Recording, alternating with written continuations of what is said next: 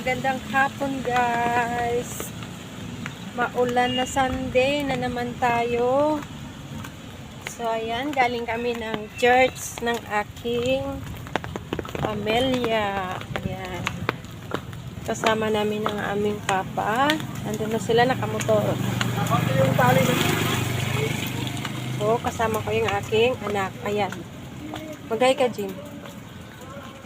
Hindi nakikita yung mukha mo. So, ayan. Ang aking mga anak. Diba? Nag-church na ba ang lahat? So, every Sunday, kailangan natin mag-thank you sa bawat minuto na blessing sa atin ni Lord.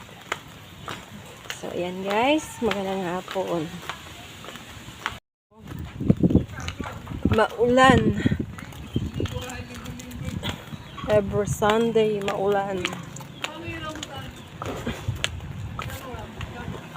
Dito ka, Jim, kay sasakyan.